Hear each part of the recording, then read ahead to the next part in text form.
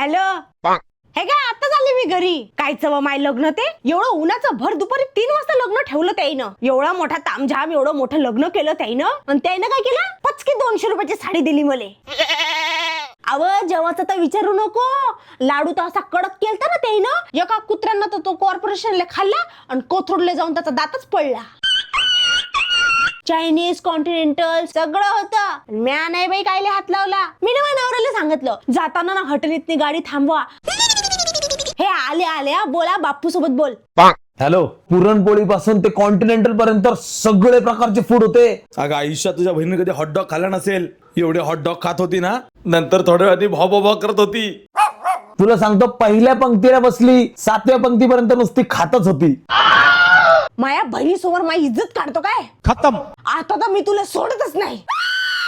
बायको केली बायको, ज्यानं केली त्याचं डोकं झालं